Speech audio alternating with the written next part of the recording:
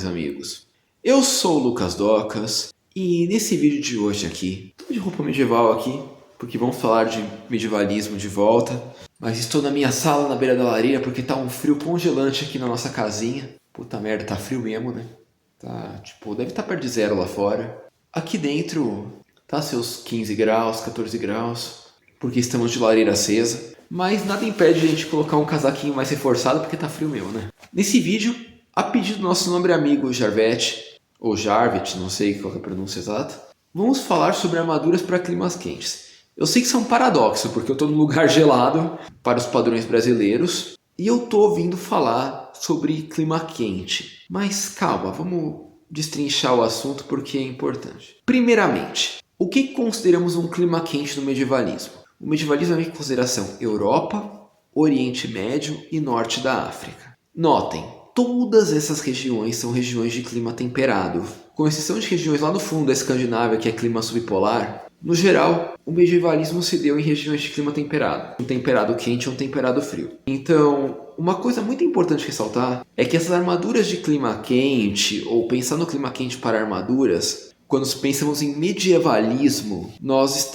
não estamos pensando no clima quente brasileiro, tá? Se você pensar num clima tipo lá do centro-oeste, lá do norte, lá do nordeste, ou até de parte sudeste mesmo, vamos falar a verdade, o Brasil é quente pra caramba. Desculpa ser sincero com vocês, mas olha, eu tô num lugar que é considerado bem frio para os padrões brasileiros, mas ainda assim aqui não é considerado frio para os padrões europeus, então aqui é tipo aquele clima ameno, não é considerado um clima frio. Ah, mas faz 0 graus. Cara, o clima europeu que é frio, e passa o inverno todo abaixo de zero, ou quando muito chega a 0, ou a 1, 2 graus, assim.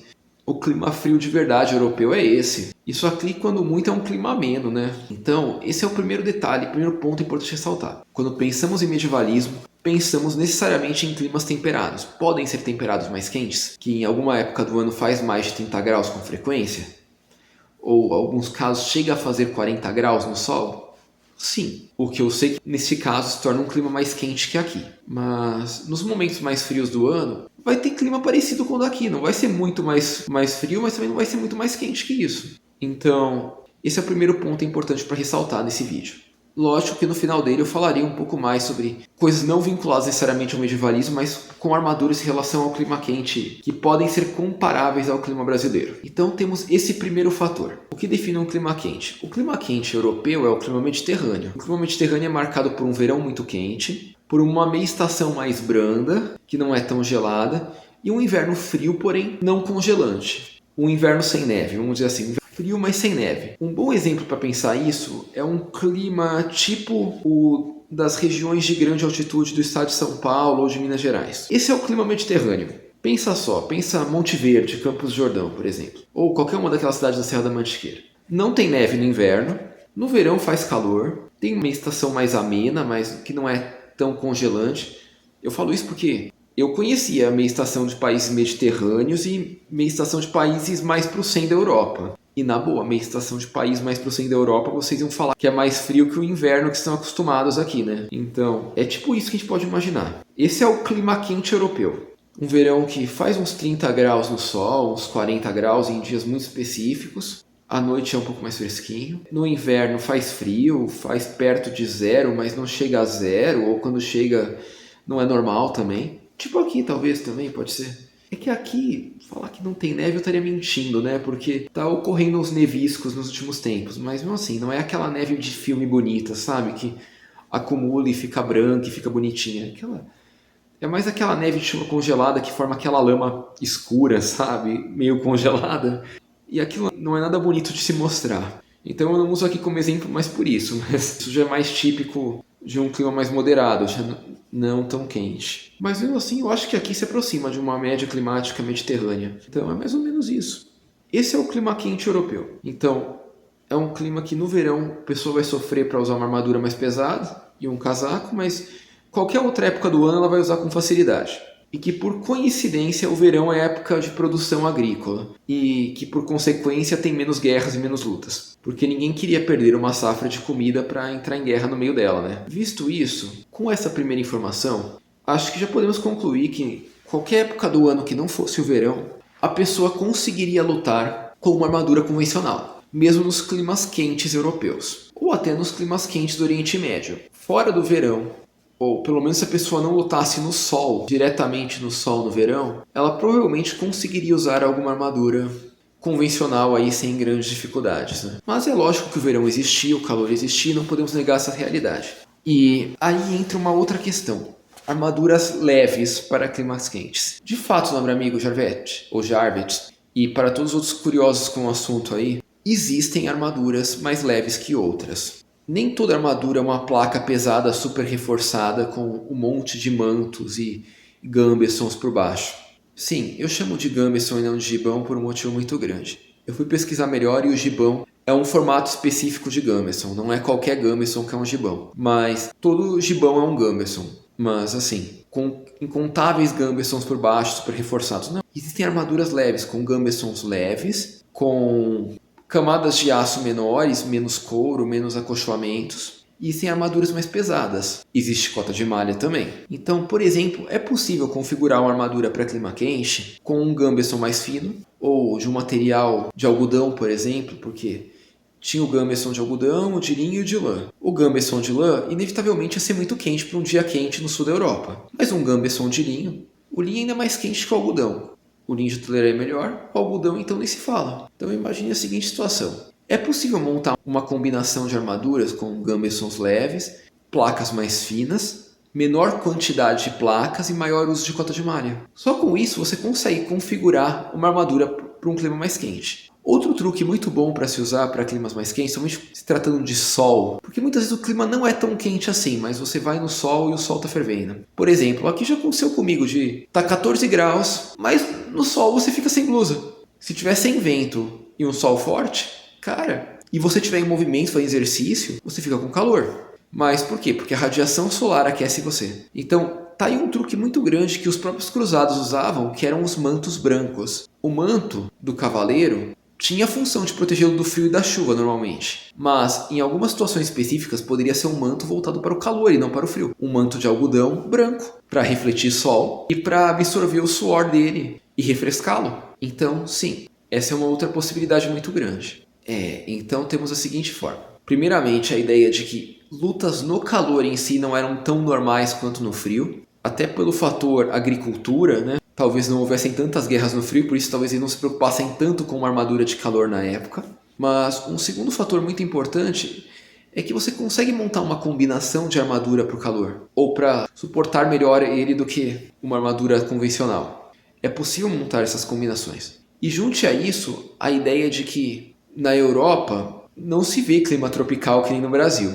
Mesmo os climas temperados quentes não são tão quentes quanto os climas tropicais brasileiros. Então, sabe aquele lugar lá nas profundezas do interior de São Paulo, lá para Bauru, para Araçatuba, para Rio Preto, para essas regiões aí? Cara, o clima da Europa, mesmo os mais quentes, nunca vão se igualar ao clima desses lugares. Esses lugares são muito mais quentes, não tem jeito. Pela própria configuração climática mesmo. Isso não é um defeito, tá? Tá aí uma coisa importante de se dizer. O fato de um lugar ser quente e ser frio tem a ver com a natureza dele. Se você gosta de frio, cara, não espere que você vai ver frio num lugar muito quente. Pode até acontecer, mas não é normal esperar isso. Porque o lugar tem a sua própria natureza e ele vai seguir ela, não vai ter jeito. A natureza do clima da Europa é ser o clima da Europa. Por exemplo, o clima da Eslovênia vai ser o clima da Eslovênia. O clima da Áustria vai ser o clima da Áustria, que embora seja bem parecido com o da Eslovênia em si, mas ainda vão ter suas diferenças, né? Esses três países, Áustria, Eslovênia e Suíça, têm quase o mesmo clima, tá? Eu conheci eles. O que é bem diferente do clima de Portugal ou da Espanha. O clima de Portugal, por sinal, uma coisa interessante de ressaltar, é um clima que se assemelha muito à região sul do Brasil. Pegar sul de São Paulo para baixo, da onde está o trópico, para baixo, e clima de Portugal, você já começa a ver semelhanças, porque já são climas temperados quentes. Você consegue traçar uma média climática similar desses lugares. Da Espanha, mais ou menos a mesma coisa, com a devida exceção da Galícia e a parte ao norte da Espanha, pois a Espanha tem uma faixa de latitude mais ao norte que Portugal, em sua região norte. Isso não é um demérito à natureza do lugar. Então sim, é possível fazer combinações para climas quentes. Agora, todas as armaduras são sempre para clima frio? Não existia armadura para povos de climas quentes no passado? Bobagem.